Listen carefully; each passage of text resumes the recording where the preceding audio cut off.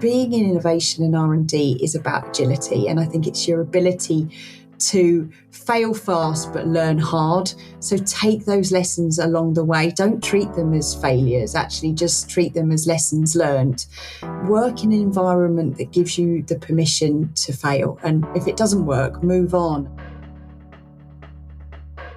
Hello and welcome to the Leader Insight Series podcast. This is the platform designed to uncover the secrets to both career and business success, gaining real insight from inspirational figures across the food and drink industry. As a reminder, I'm your host, Jonathan O'Hagan, and today we're going to be talking innovation. And I'm delighted to be joined by two experts in their field, two people I've known for a number of years. In many ways, they need no introduction, but let me give you an introduction anyway. First of all, we have the lovely Sarah Munday. Now, Sarah is currently the head of future development at Innocent Drinks. Innocent Drinks, obviously, you'll be familiar with, an iconic brand, an amazing company, but Sarah's got a very prestigious background when it comes to R&D in innovation. Having worked for people like Ms. Can, Hain Daniels Group, she's got a really good pedigree in NPD, in innovation, bringing products to market that will be household names and brands and products we're all familiar with. The other guest I'm delighted to be joined by is Rachel Chatterton. Now, Rachel is the head of Food and Beverage Development at Holland and Barrett. Been there a couple of years. And again, Rachel's got a really impressive background. She's worked for retailers such as Marks and Spencer, Starbucks, Sainsbury's in her early career. So the dynamic between Rachel and Sarah, I think, is a really interesting one between supplier and retailer. But yeah, we have a really interesting conversation about innovation. We cover a lot of ground. We talk about a number of different things, from timing to process to short-term fads. We talk about health washing. There's a lot of ground covered. So I really hope you enjoy this episode. As always, subscribe to the podcast if you've not done so already. You'll get notified of all future guests. We have some more guests, great guests lined up in the coming episodes. Working very hard to keep these topics very relevant and up to date. So please subscribe. And here we go. I hope you enjoy the episode. Here's Let's Talk Innovation. Rachel, Sarah, it's an absolute pleasure to have you on. Welcome to this episode, which is titled Let's Talk Innovation. Sarah, I'll come to you first. What does innovation mean to you, first of all? Innovation, it can mean so much. There's so many different aspects to it. But really, for me, it's around creating those new ideas, new solutions to problems that consumers have. And in my world, that might be a new drink or a new product, but it's also new packaging, new ways of showing up, new ways that people can kind of access it, but really honed into kind of consumer insight and that real problem solving that sometimes consumers don't always know that they have that problem that they need solving. It's almost predicting before they know what they want and need. There is a lot of that. There's a lot of kind of trying to understand patterns of behavior, what consumers are doing. And at the end of the day, we're all consumers as well, just looking at kind of things that we do, our friends and our family do, and go, how can we make that easier or more convenient and fill in some of those gaps that are kind of there, but not necessarily totally visible to the regular consumers, and just creating exciting products that just make people happy and just make life just that little bit easier. And Rachel, same question to you. What does innovation mean to you? Brilliant description there, to be honest. I think you raise a really good point that it's not always what people know they need. I think it's the latest and greatest that people haven't seen or had before, but has a connection to where their life is, what they're doing, and what their problems are. So it's foreseeing those problems through the art of creating brilliant products. So it's a real blend of something that is accessible and obtainable enough that's exciting for people, but is aspirational enough to get somebody to try something. So it's that real fine balance of when something, and I'm sure we'll probably come on to talk about it in a little bit, but where something isn't a fad, it actually becomes a trend, and therefore it's worthy of creating a brilliant product around it.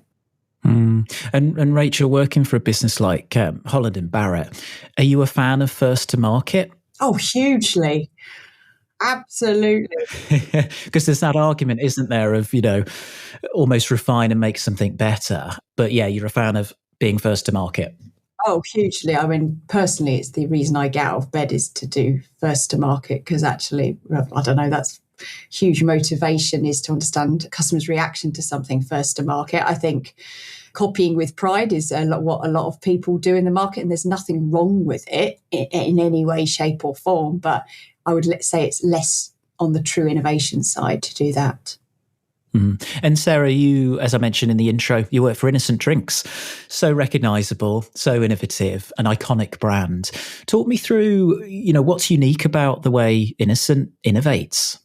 I think what's unique about Innocent is, I think, just leading on from what Rachel was saying, is we have tried to be first to market. We actually celebrated our 25th birthday this week. So for the last 25 years, Innocent have been present and trying to bring the kind of healthy goodness of fruit and veg into people. And fruit and veg isn't always the most glamorous thing that people think of.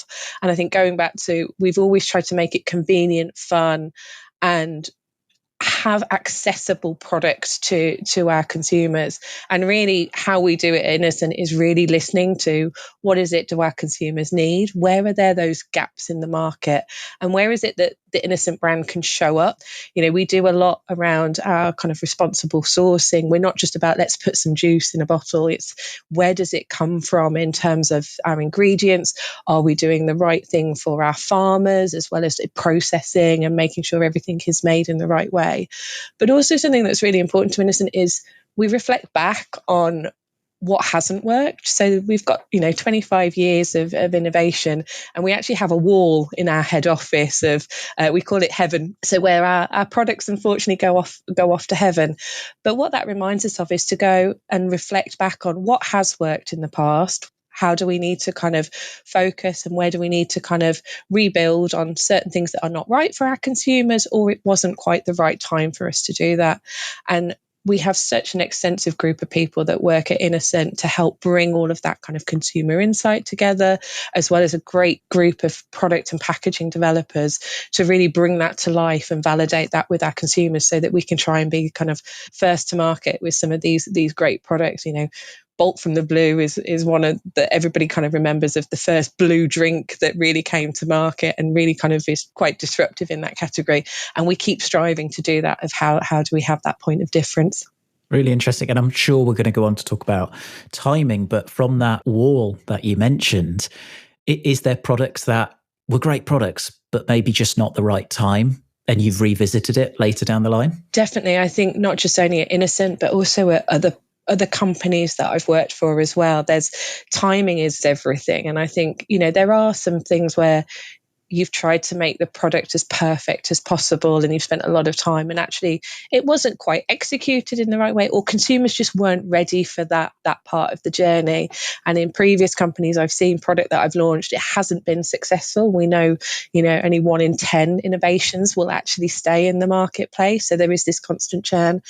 And then you see a very similar product fly off the shelves 2 or 3 years later, because it's just the right timing for consumers. It's the right stage in their life. They're all on the journey, and that's when the mass appeal hits. So there's definitely things we always look back on and say, actually, should we bring that out again, or do we bring it out and update it? But there are some important learnings in our past, and I think it's important to reflect on that. And our wall reminds us of some of those things at Innocent. It must be so frustrating when you've got a great product that you feel is going to be beneficial to a consumer, and that timing thing is just not right. And yeah, it must be so frustrating to think, I know this is right. I know it's what consumers will need, but maybe you're just a few years ahead of your time, so to speak. You must have to have a lot of patience as well, I guess, to think like, we'll put this to one side, we'll revisit it in future years. 100%. And I think what's really challenging sometimes is the development. And I know we're talking a little bit about timings now. The development process for some things is often years in the making. And I think people don't necessarily realize that for brand new breakthrough innovation and technology, sometimes you're talking a decade of work that's happened previously to just get to the point where you've got something that's really commercially viable for consumers. And I think when we're looking at products, you can just be slightly out on that timing. You can either weather that storm and go, no, we'll keep going, or you make that conscious business decision to pull back and then maybe relaunch it at a slightly different date. But I think you learn quite quickly through working in the industry for quite a while that you ride these highs and lows with it. At the end of the day, it's always fantastic to see products that you've been involved with on the shelves, people enjoying them. And particularly nowadays, you get such instant feedback through, social media and things like that. You can really learn very quickly. And if you need to make changes, you can do. And Rachel, you've worked for some fantastic businesses, Sainsbury's, M&S, just to mention a few. So same question to you really around what's unique about how Holland and Barrett innovate.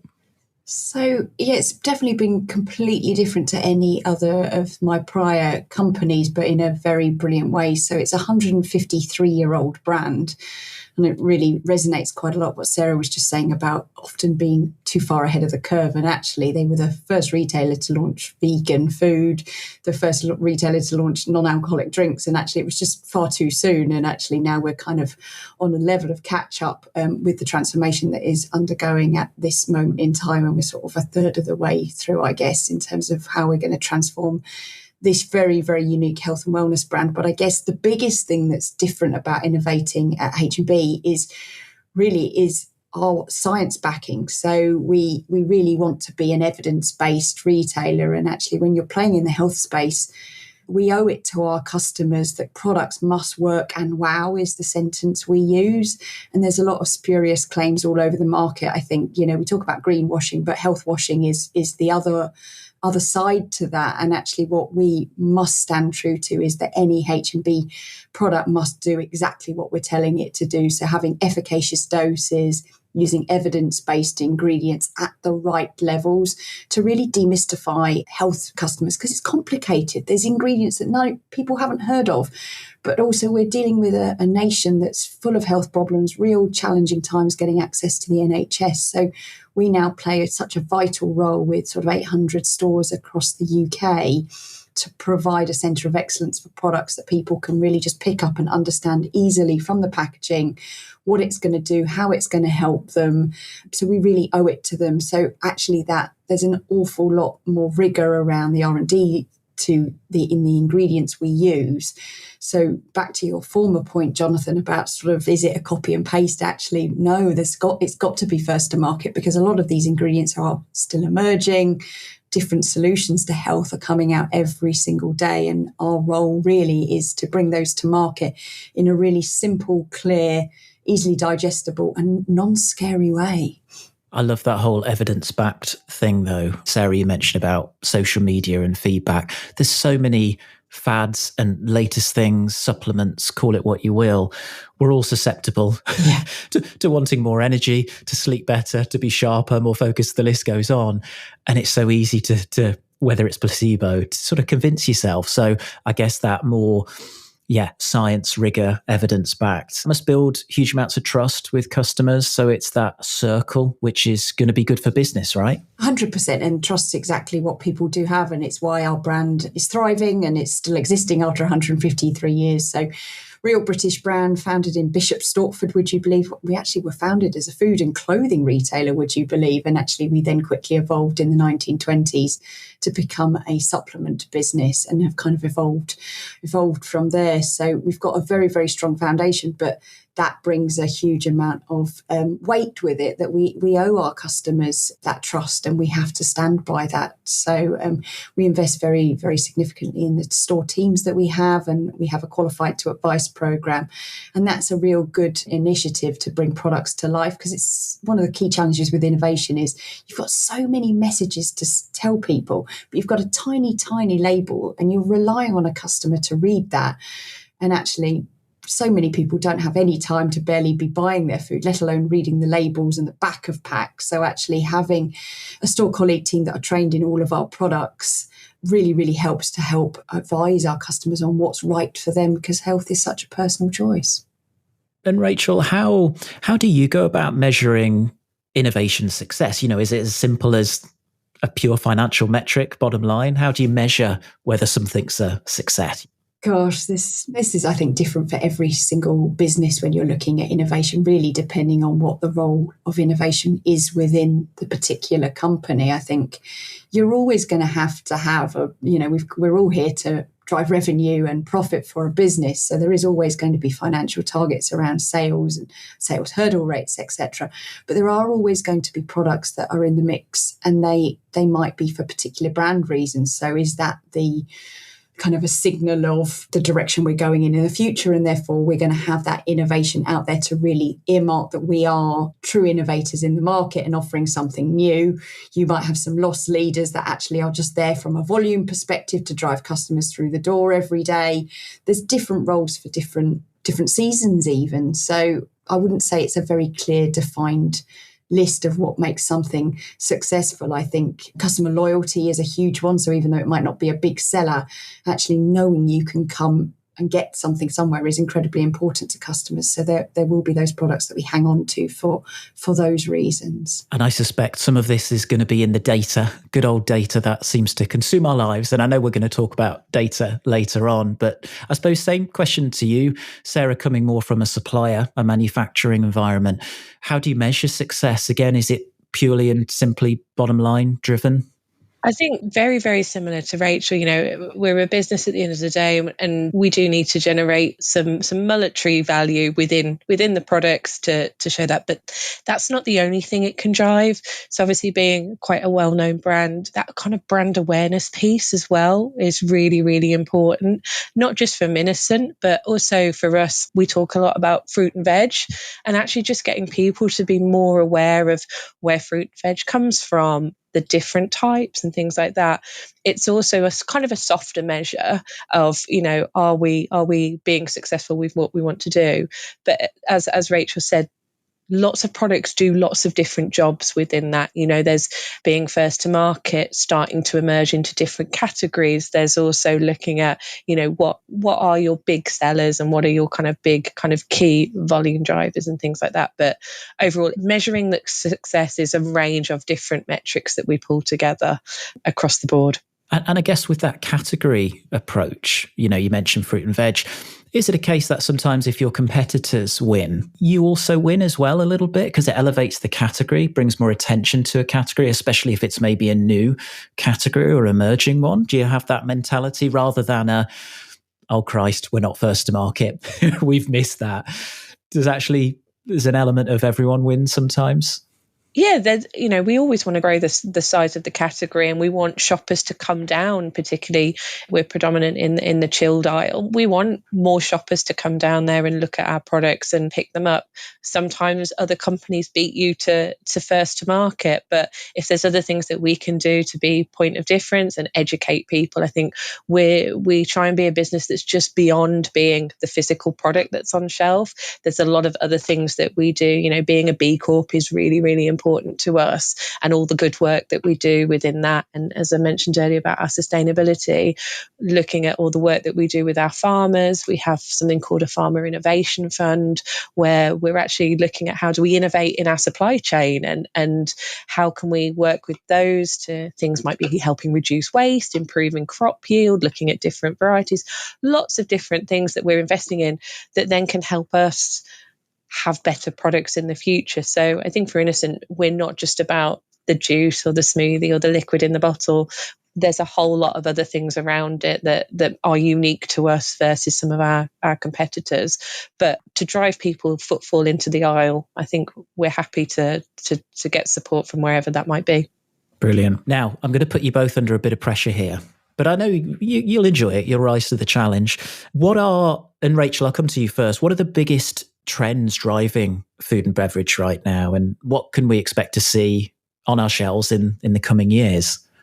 Overall in the industry, or specifically in my field? Well, it'd probably be unfair for me to talk broadly about the industry, but have a go if you want to. I suppose thinking about your area, what can we expect to see? But if you want to have a stab more broadly, feel free. Well, I think we launch a trends report every year, which is a huge part of what we do at H&B, and you do in any innovation role. But I guess the biggest things really is, overarchingly, health and wellness is hugely important to customers, and it's only going to get more important. I know I've touched on the fact that people are having real challenges accessing the NHS, but actually looking for preventative health is probably one of the biggest trends. So it's preventative health instead. So actually thinking about health a lot earlier on in your lifespan to ensure that you're adding quality years to life, actually, because the sad truth is that so many people are spending a larger proportion of their lives in ill health. So actually thinking really about the role of health within your 20s and 30s to ensure that your 60s and your 70s are a lot nicer. And within that, I think we're going to see an awful lot of trends regarding whether that be brain health, whether that be eye health, whether that be cognitive health. I think we're going to really start to see much greater layers of health. I think we've kind of got to gut health as a real mainstream health mission, and so much innovation going in that space. Same for protein, same for high fibre. But actually, if you start to drill down even further into that, I think that's where you're going to see some of the trends coming through in the future. So when we recently released our trend report, we talked a lot about hydration and actually just keeping well hydrated and the overall impact to your health in terms of sleep, energy levels in the day, and then right through to, as I mentioned, sort of longevity actually is all the different ways that we can be eating a better, more nutritious diet. I think we're seeing increasing rises in how many people are applying the Mediterranean style diets to really improve their overall health. We talk an awful lot about plant points. So it's not necessarily about talking about vegan anymore or flexitarian. Actually, something we've really championed in the last year is plant points and putting them on front of every single one of our own label food products to really just help people understand the improvements they can give to their overall health through adding more plant diversity to their diet and the importance of that for your microbiome. So I'd say they're some of the biggest ones we're gonna see in the next couple of years. Yeah, there's definitely more talk about things like functional foods. Oh, hugely. Foods that give us more back, which is interesting. And I guess to your point, reminds me of that phrase around it's about adding life to your years, not adding more years to your life, right? Quality years, yeah. And as someone who's 41, personally, I can speak to, actually, I think about this stuff more. I wish I'd thought about it more in my 20s. Yeah. But you think you're going to live forever in your 20s, don't you? And I think most of us get to this point, you think, okay, yeah, maybe I need to eat a bit cleaner, eat a bit better, coming back to that thing of adding more life to your years type thing. Sarah, it may well be a similar answer to you, but yeah, what are the biggest trends you see driving food and beverage? What can we expect to see in the coming years? Yeah, so completely agree with Rachel on that whole kind of wellness and I think as you mentioned, Jonathan, the kind of functional, and I think where that's going is I think there's the overall drive for that convenience. I think people are always looking for this magic bullet. You know, they want something that's easy that they can put into their diet. You know, people struggle to get into new routines, really vastly change what they're doing. So I think where in the world of kind of wellness, functionality, nutrition, we can support with that easy way of getting goodness into people. That's a big trend that we're looking into. And you see some shoots off that of around this kind of customizable and personal nutrition that people are seeing in terms of whether that's a selection of vitamin mixes and things like that they're doing, that they're trying to understand what is it that my body needs that's different to someone else to make, you know, me have better microbiome or better brain function. And that real link between gut and mental health is really starting to emerge more and more. I think some other areas that really are important for us and we see as trends is there's still a need for that kind of indulgent treat. That kind of just, life's tough. We all work hard. There's a lot of bad news around. We want that positivity. So how can we bring that kind of comfort and nostalgia in a positive kind of nutrition and kind of positive indulgent way? So that kind of gives you a nice little hug or just makes you feel warm and cozy inside. I think there's a lot of products that are appearing just for that occasion, and still having that indulgence where you can still have that social media moment with it. That's not going away, where people want to show off what they're having. And I think the third area, which I've kind of touched on in some of our conversation already, is really consumers are getting more savvy into where is it coming from, what's in my food. So this kind of sustainable sourcing and transparency is really, really important to be open and honest, because, you know, things are getting harder for supply chains. Certain materials, we're struggling with environmental factors and things like that. So how do we really make sure that we're doing the right thing, not only for what we're putting in our bodies, but actually the longevity that those ingredients and foods are going to be available for the next 20, 30, 40 years, because, we're farming in the right way, we're treating the planet in the right way.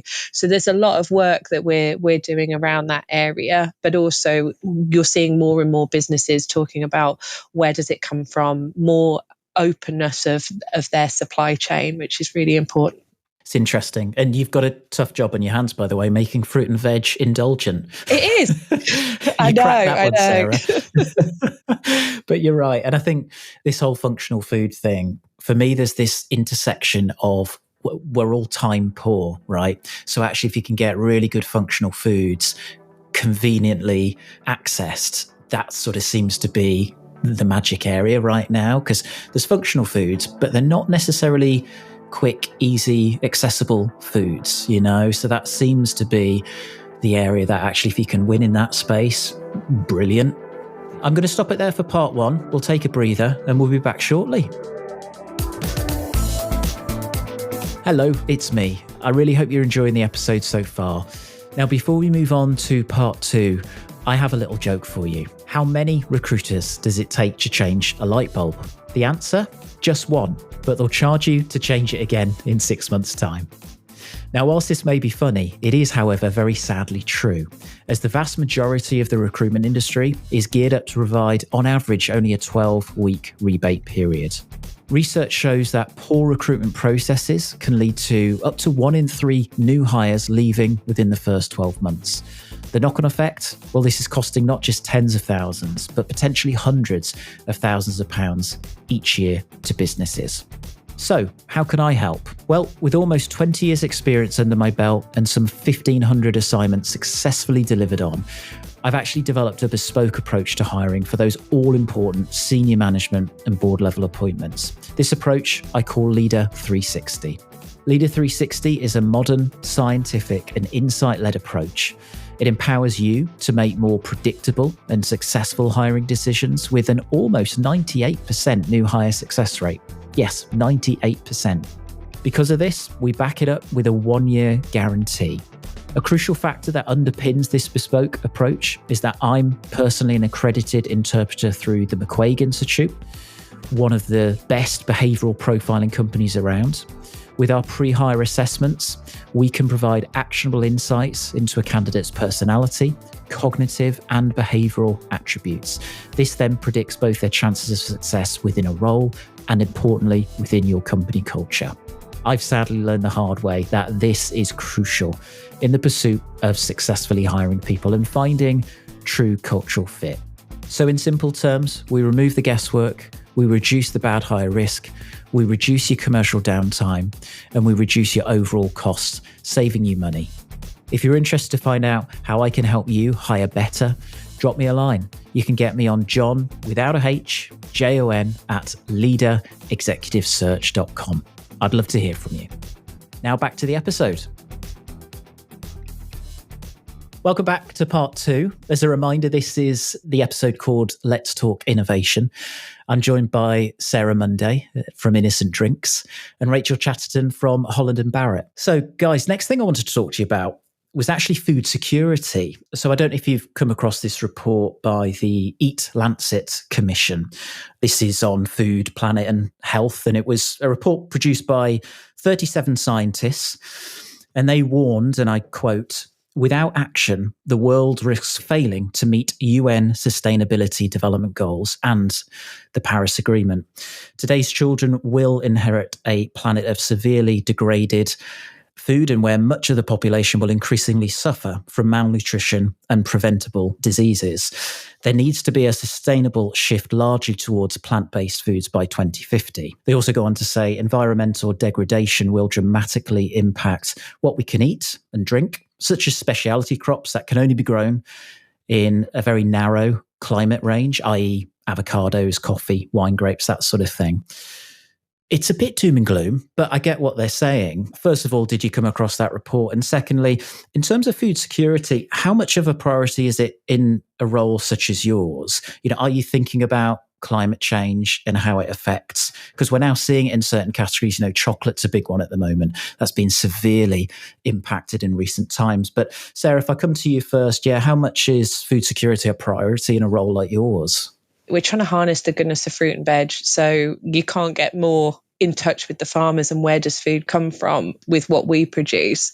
And I think that it's one of the top priorities within our business, which is why we've been actively looking at this for a number of years. It's not something that just because, certain reports come out, and I know the Lancet is one of many reports that focus on these things, and you do read them and it is quite doom and gloom.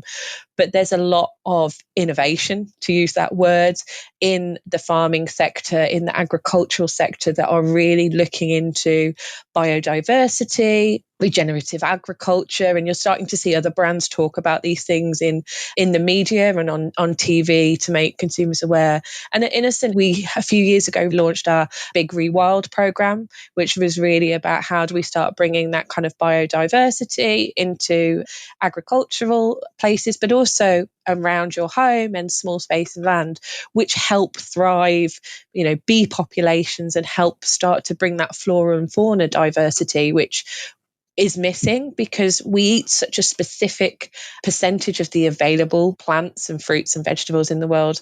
And actually, how can we grow those more sustainably? How can we look at alternative varieties? How are they creating these new, more drought-resistant varieties? So for things like strawberries or berries, you need a lot of water. They're working on having, varieties that are more hardy to some of the harsh weather that we're having. But also looking at the techniques that farming practices are going through and making sure that they're kind of as flexible and giving as much back to the soil as we're kind of taking as we're growing. And it's just a continuation of how do we look at this? How do we understand this on, we talk about it non-stop in the business of the future. And we're also aware when we're developing new products of how can we add more diverse ingredients in? How can we start bringing some of these new, maybe less known ingredients, but still do the same job or flavor profile of some of the more well-known fruits and veg that we use to help bring that diversity across. But there's so much that we're working with, not only within kind of the food manufacturing space, but the food farming and agricultural space to really highlight the challenges within this, because without great farming and great soil, we're not going to have a sustainable supply chain in the future. Yeah, well said. And I'm really encouraged about some of the regeneration stuff that we're seeing now. I think the next couple of years it's going to be highlighted more and more and more, and it's really good. Yeah, I suppose same question for you, Rachel. Food security 2050, is it too far away for you guys to be thinking of that stuff, or a bit like Sarah was saying, are you focused on it and talking about it all the time? Absolutely no, it's very much part of our day-to-day agenda, and it can't be, because if you're thinking about sourcing of ingredients and the diversity of what we need to buy, it's absolutely paramount to both us and our suppliers. The suppliers we're working with is having to evolve because of this, and we're needing to work with bigger, more collaborative partners who are really investing in the alternatives in order for us to be able to offer products if we're thinking up to 2050. So whether that be sourcing of fruits, nuts and seeds and actually thinking about different locations for sourcing these, or whether it be more on the regenerative side, like we made the choice last year when we relaunched all our grains and pulses, actually to partner with Hodmedods, which is a regen farm out in Sussex, actually. So we took that from the continent and actually have moved that back to the UK as a brilliant, sustainable, organic move as part of that. So I think it's crossing our lives daily. I mean, we're buying in such a huge array of ingredients. I mean, if you think about our vitamin side of the business and actually the shortages of fish oils we're now seeing due to the warming of the waters, actually really thinking about alternatives around omega-3, etc., is incredibly important when it's in our top 10 best-selling vitamin line. So it very much is part of all the planning we are doing and all the innovation we're driving. It's just having to have a very wide range of strategies to deal with this and being very open-minded and collaboration. We're not going to do this in isolation. We've got to partner together in order to be able to deliver for the future. I was going to say, I imagine you're working much closer with suppliers, not only a different set of suppliers, like the example you gave, but in a much closer partnership. So that I guess in H&B's example, you can be around in another 150 years, right? Exactly. I think it's so much about what we do in innovation is contingency. And I think contingency planning around weather and climate is going to become another arm. I think we've talked an awful lot. Day-to-day language of contingency is normally a backup supplier if, God forbid, a factory burnt down. But actually, I think it's actually now if a crop fails, we're now needing a contingency. Yeah, good point. I want to talk about data. So exciting data, isn't it? It consumes our world. We're innovators, Jonathan. Yeah, it almost rules our world these days. But I'm very conscious data.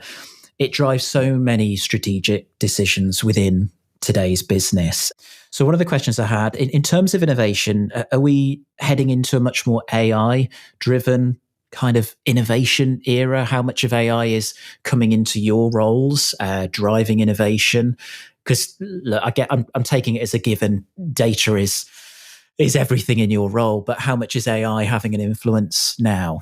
I think AI is something that is, if you want to say, taking over the world. It's becoming part of everybody's every day. You know, we have AI within our smartphones. We have AI working with us in the background, and I think you can either embrace it and work out what you can use it for the good, or you can kind of go, do you know what, I'm going to shut down from it. And I think the world is evolving so quickly that there is so much data, and we do have so much information, you know, that we can't keep up with the amount. And actually, you can use AI in so many fascinating ways to help support innovation and product development. You know, there's so many tools out there that do social listening and understanding what consumers are doing that can help then translate that. There's some fantastic tools out there that help speed up some of the processes, looking at sensorial and in the research and development, you know, sensory tastings and how do they map to other consumer preferences, and looking at ingredients at a molecular level as well, and go, well, how do these things partner and pair? So looking at things like AI pairing and things like that. So it's one of those things where embracing it in the role, and we've already started to see, not from Innocent, but there's other brands out there at the moment who have launched their first AI generated or generated with ChatGPT drinks. So there was a Swiss retailer who launched a energy drink that they worked on. Coca-Cola have used technology like this to create beverages that have been introduced with AI. And I think we're going to see more and more of that, of how can we bring that, but it's not going to replace some of the technical jobs that we have. So it's, for me, it's something not to be scared of. It's embracing it in the right way, to use it as a tool to assist our roles, to help us, to help speed up in some areas where possible. But it's still so new. There's so much evolving. There seems to be a new bit of AI technology every week, and it's just finding what's the right thing for kind of our business and how we use it. But we're very much looking at embracing it and using it in the right way. And Rachel, same question to you, really. Data, I imagine, plays a huge part in your decision making. Has data played a bigger part in recent years? And again, AI, how much of a part does that play in your role right now? I think Sarah's articulated it absolutely spot on. I think it's the enabler to help us deliver more efficiently, but it cannot replace what we need to do from both a heart and mind part of MPD and the technical side of MPD to deliver it safely and securely. So I see that it can speed us up. I think it can make us more efficient with our decision making, very much at that very top end when you're in that ideation stage. So I feel like it's going to have a much bigger impact in the early parts of what we call the stage and gate process versus the once you've actually got a product on the bench, in the lab, in the factory. I think it's that piece up front that can really help us dissect the market. It can help us quickly digest trends and make it more manageable, because actually we're almost dealing with too much data now, and you can get so bogged down that I do strongly still feel there needs to be a huge amount of gut and heart feel and industry knowledge that helps make our decisions on what we're going to push forward through the innovation funnel. I think from an overall H&B perspective, we are incredibly data driven and we've got an amazing data team.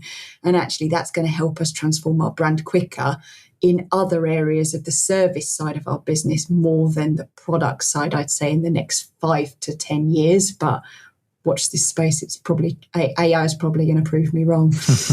Well, like you say, there's so much data. I guess it can be viewed as a blessing or a curse, right? And you can't be all things to all people. So harnessing the data in the right way, probably a great thing. And maybe, look, we talked about the timing thing, about getting products that land at the right time. Perhaps more data, AI will help in that regard. Who knows? But it's an interesting space to be. As you say, there's more and more data. What the future looks like to be continued, I suppose. So the next thing I wanted to ask you about, and we sort of touched upon maybe one of these things already, but in your view, and Sarah, I'll come to you first, the biggest threats to good food innovation right now, what do you see as the biggest threats? It's a really tough one. There's so many things that come at us. I think one of my personal views is around the kind of this TikTok generation of it comes as a fad and being able to react quick enough. And I think Rachel touched on it in terms of there's a lot of work that goes into developing a product. There's a lot of due diligence. There's a lot of checking, to make sure that that product's safe, it's doing what it says. And particularly when you're talking about products that have got health claims associated with all those ingredients, there's a lot of testing and due diligence that we do around that. And then you see these kind of spots of need it now, this instant gratification. I think that's something that really disrupts the innovation process and becomes a real challenge of being able to deliver stuff so quickly. We're always working a year at least ahead of where we currently are in the cycle to ensure that we've got products ready for next summer and whatnot. But people want that next week, or they want the latest thing next week. And I think that potentially can distract people from doing really good, true innovation, to be reactive to a fad as opposed to following a trend and having something with longevity. So I think for me, that's one of the biggest challenges of the business, of how do you filter out some of that noise? Data helps to a certain extent, but there will always be that kind of, somebody will get there first with some of those things because they've got more flexibility or agility. But I think we've got to really hold, how do we have products that have got longevity that are really helping support that core challenge to the consumer, rather than just giving that instant gratification and fad. Really interesting. And Rachel, for you, have you got any other thoughts on threats in terms of good innovation? It's a real build from Sarah, actually. I think it's customers understanding the true voice of a brand these days, because I think influencers are playing such a large role. They're playing a larger role in people's marketing budgets than ever before. And actually that really can dilute a brand message quite quickly. And it's quite dangerous, actually, in the sense of where customers are really getting their understanding of a product before purchase. And I think that's allowing a lot of poorer innovation, dare I say it, to flood into the market very, very quickly. And people are really, it's almost not helping the customer make the right choices, because, as Sarah says, it's become so faddy and quick that it's that instant gratification.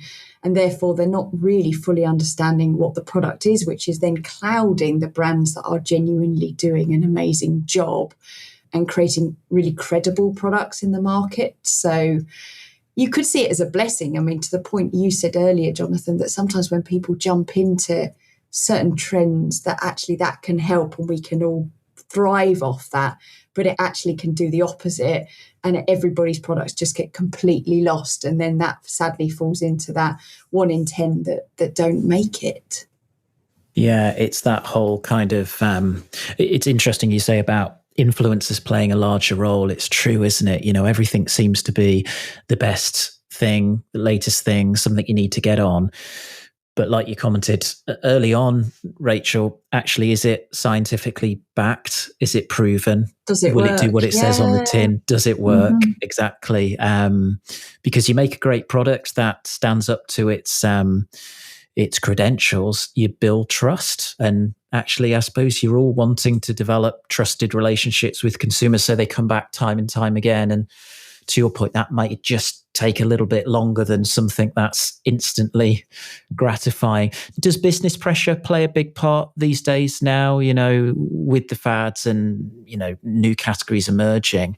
Is there more pressure, do you sense now, from businesses to get products to market that maybe haven't gone through the rigor that you would ideally like? Is that playing more of a part now?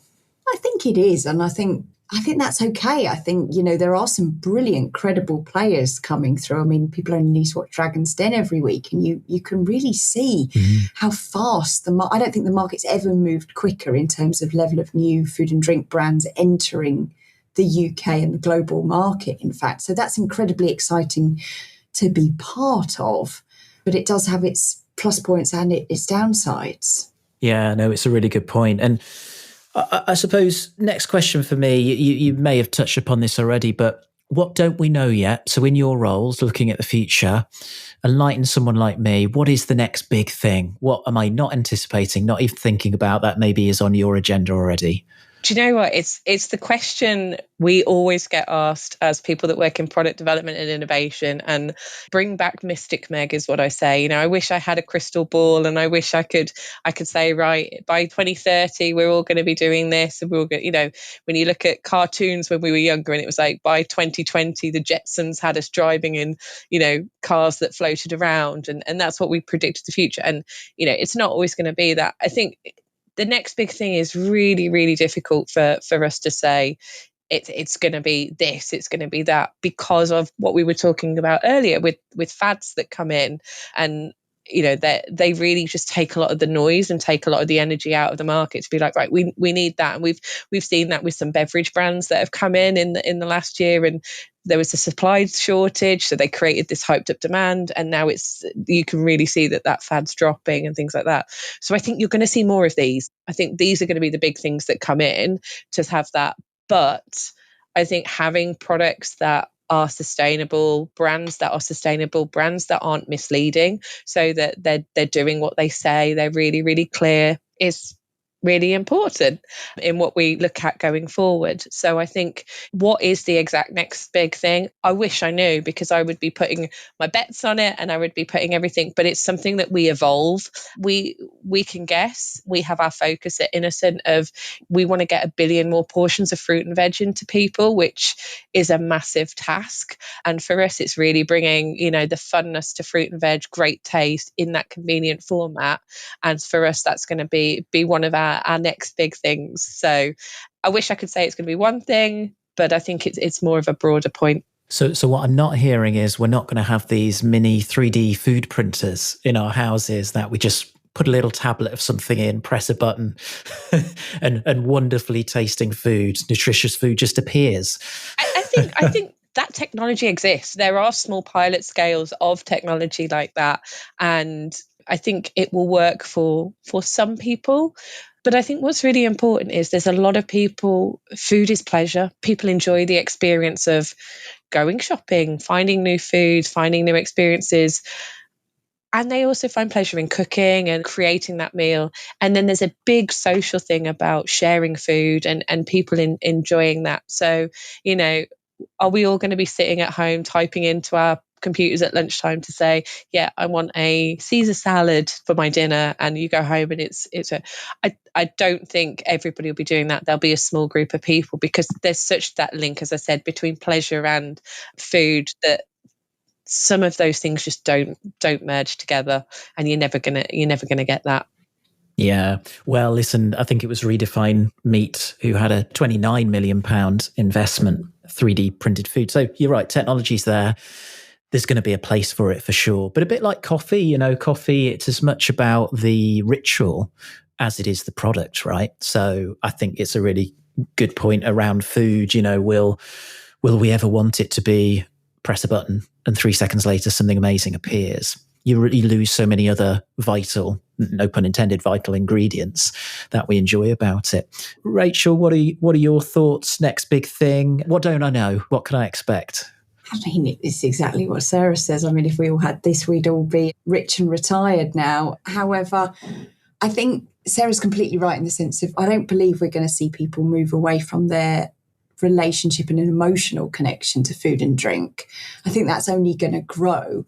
However, I do think we will see more functionality. I think the blurring of the lines of how you take supplements and food is going to be a big one. So I think the need for instant health, and we've all referred to it today, that it's top of mind for so many customers. I do see that we'll see big steps in innovation of how we quickly get health on the go.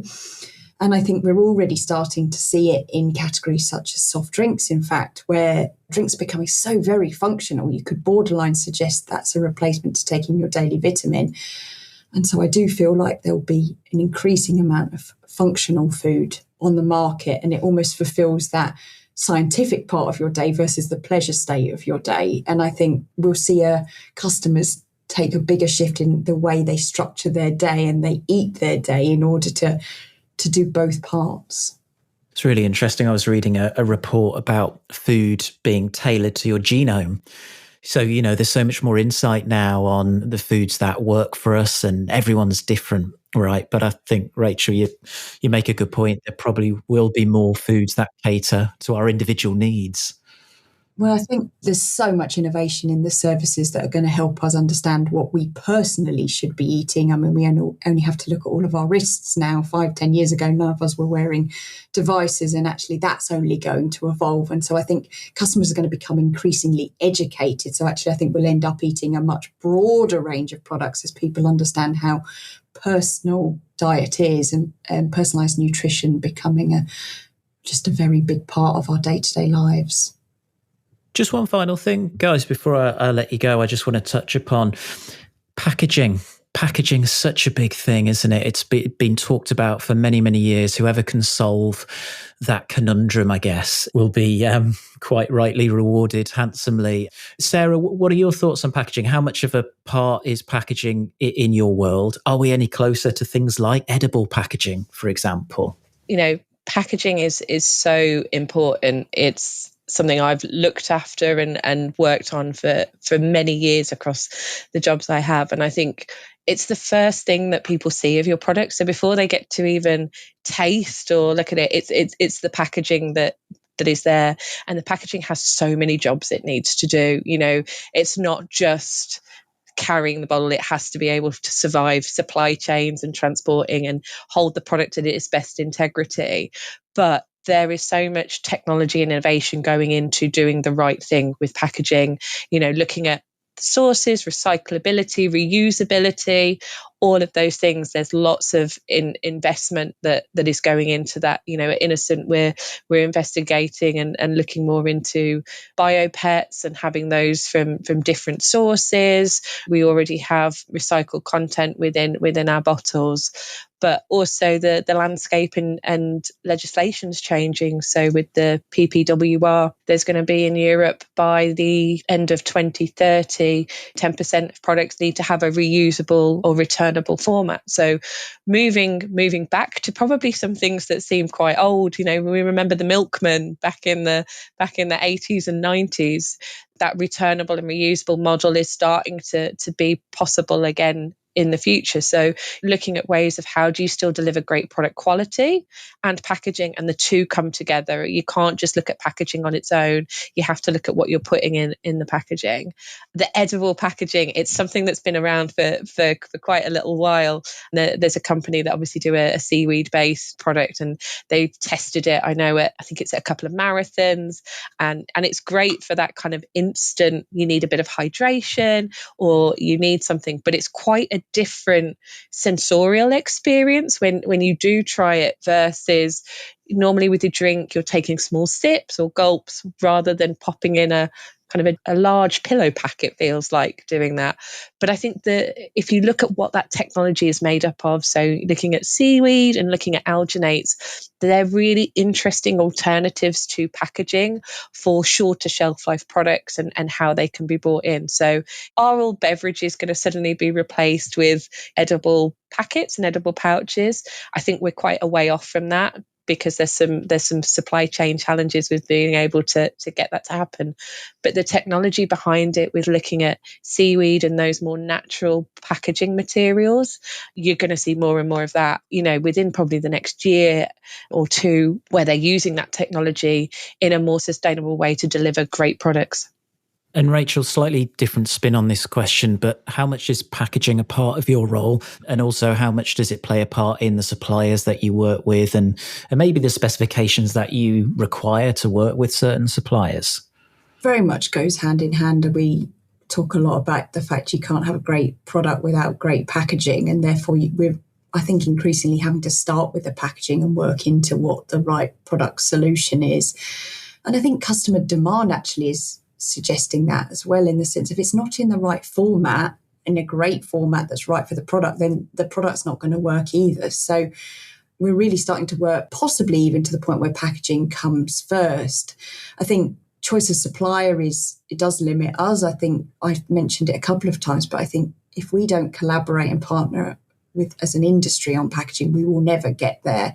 And I think we work with some incredible small artisanal suppliers at H&B, which are probably getting their first footing into retail, which is an amazing relationship to build. And it's actually allowing us to bring a lot of market firsts.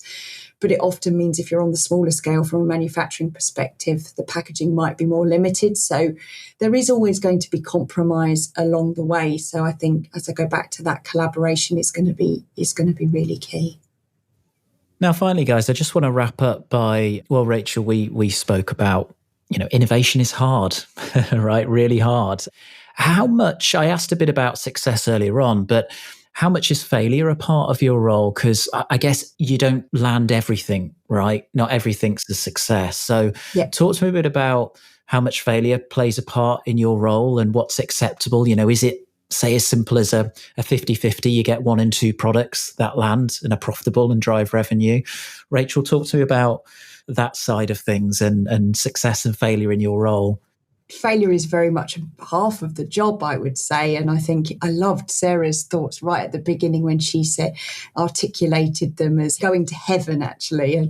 And I think on a more negative level, I think I've got what I call my little book of dogs, which are products that I brought to the UK market and maybe never should have done, or actually was just a little bit too... Do you keep them locked away for no one to see? I keep them locked away. Most of them were treasured gems, but if they'd just been launched at a different time. But I think going back to your question specifically, Jonathan, being in innovation and R&D is about agility. And I think it's your ability to fail fast but learn hard. So take those lessons along the way. Don't treat them as failures. Actually, just treat them as lessons learned. Work in an environment that gives you the permission to fail. And if it doesn't work, move on. And I think we don't do enough trialing. I think it's so hard to trial in this space because innovation and R&D is so incredibly expensive and time consuming. But actually our ability to trial would help us learn a lot more quickly. I think you're constantly pivoting. I think that's a big part of anybody who works in this industry, learning that every day something different is going to happen, something you couldn't foresee. Even though I've done this sort of 18 years now, there's things that trip me up every day and I'm learning.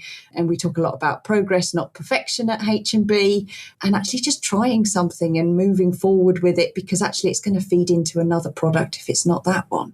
You must be surprised sometimes, Rachel, by products that, just catch you by surprise about how successful, and then vice versa, I guess. You must think, wow, this is perfect, it's just what we need.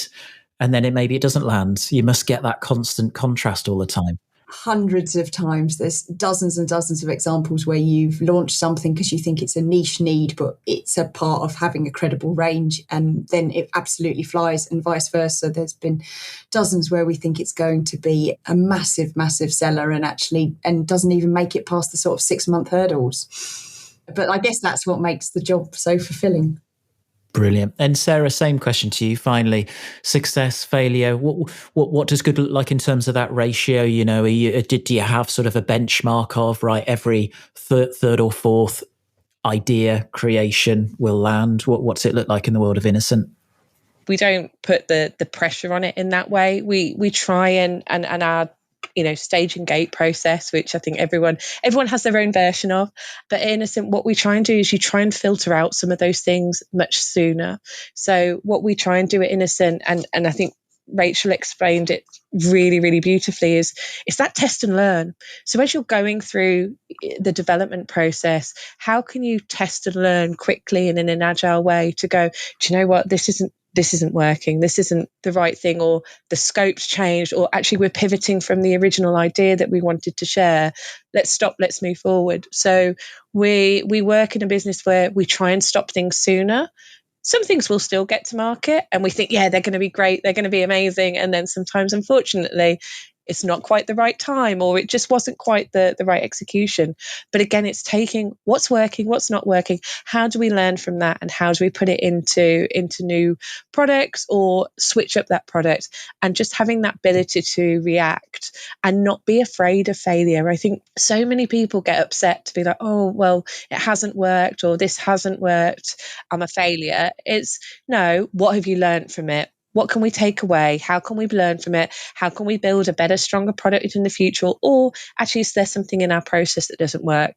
And I'm really proud that at Innocent, we have a lovely, safe environment where we can test and learn. We are trying to do it at pace. We don't always get it right, but we enable our teams to go, I'm going to test this, and if it doesn't work, we've got a contingency. And part of my role is just managing that and making sure that we're looking at the risks and we're always doing stuff that's going to still deliver great quality. We always want to make sure we've got great tasting products. We're not going to send anything that's not great tasting out the door, and that we meet all the kind of food safety requirements, labeling and claims that are needed. So there's certain things we won't rush on, but other things let's test and learn on and pivot quickly. The main takeaway there is that relationship with failure, which I think is so important in so many walks of life. But I guess in an innovation setting, it's probably never truer, right? Like you said, Rachel, fail fast and learn hard, probably a brilliant way to end it, really. So thank you so much, guys. I've learned an awful lot. You're both doing great things in your respected environment. So thanks so much for coming to share your thoughts and spending a bit of time with me. I really appreciate that. And we'll keep in touch. And thanks once again for your time. Thank you. Thanks for having us. Well, I hope you enjoyed that. That was fantastic. It was really good to hear from Sarah and Rachel, two similar views on a lot of different things, but one coming from a supplier, a manufacturer, the other one coming from a retailer. And it's amazing actually how similar they operate and think and work. For me, there were many, many takeaways. We obviously covered a lot of ground, but for me, I think being an evidence-based retailer, as Rachel said, is really important. I think in this world of health washing, that's going to be more important to have research-backed, science-backed products that actually deliver on some of their statements is going to be more and more important as years go on. This whole kind of health and wellness trend as well, it's only going to get more. I think as Sarah or myself said, actually I think it was Rachel who said it's about adding life to your years, not years to your life. And I think that was a theme that was coming through as a big trend. I thought the bit around threats was really interesting. I mean, food security, clearly we've got some climatic influences that are at play now within certain categories like chocolate, for example. So these guys are thinking about food security and sustainability and regeneration. So that was fascinating to hear. And also, the threat from this kind of short-term influencer style, call it TikTok generation, Instagram generation, that's a real threat, products that aren't quite what they say they are. There's maybe an underlying kind of motivation behind doing that sort of stuff. So I thought that was fascinating. And then finally, that whole agility, fail fast, learn hard, actually being in an environment where you can fail and come up with, that magic product or something that works, but you got to be prepared to fail to get there. So really interesting to get their thoughts. I hope you enjoyed it as much as I did. As ever, if you've not done so already, please do subscribe to the podcast. Give it a rating, whatever you have to do. The bigger we can get the podcast, the better guests we can get on and the further the reach will go. So yeah, hope you enjoyed it. Stay tuned. Another episode coming soon. And thanks very much for listening.